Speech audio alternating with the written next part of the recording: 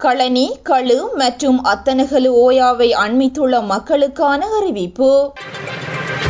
அத்தனகலு ஓயாவை சூழவுள்ள பகுதிகளுக்கு விடுக்கப்பட்டிருந்த சிறிய அளவிலான வெள்ள அபாய எச்சரிக்கை அறிவிப்பு அடுத்த 24 மணித்தியாலங்கள் வரை நீடிக்கப்பட்டுள்ளதாக நீர்ப்பாசன திணைக்களம் தெரிவித்துள்ளது.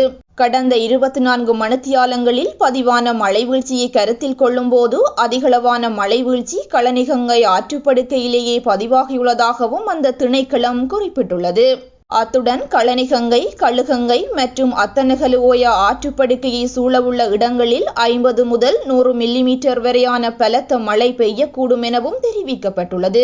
இருப்பினும் ஆறுகளின் உயர்வடைந்த நீர்மட்டம் படிப்படியாக குறைந்து வருவதுடன் அதில் பெரியளவிலான அதிகரிப்பு எதுவும் காட்டவில்லை என நீர்ப்பாசன திணைக்களம் அறிவித்துள்ளது.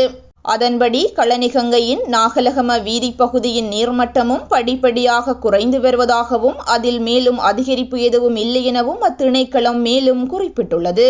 அத்துடன் எல்லகாவ மற்றும் மில்லகந்த ஆகிய இடங்களின் நீர்மட்டங்களும் படிப்படியாக குறைந்து வருவதாக தெரிவிக்கப்பட்டுள்ளதுடன் மேலும் அதிகளவிலான மழைவீழ்ச்சி ஏற்படும் பட்சத்தில் களனிகங்கை, கழுகங்கை மற்றும் அத்தனகலு ஓயாவை சூழவுள்ள பகுதிகளில் வெள்ள அபாயம் ஏற்படுவதற்கான சாத்தியக்கூறுகள் நிலவக்கூடும் என்பதால் சம்பந்தப்பட்ட பகுதிகளில் வாழும் மக்கள் அவதானத்துடன் செயல்படுமாறும் அறிவுறுத்தப்பட்டுள்ளனர்.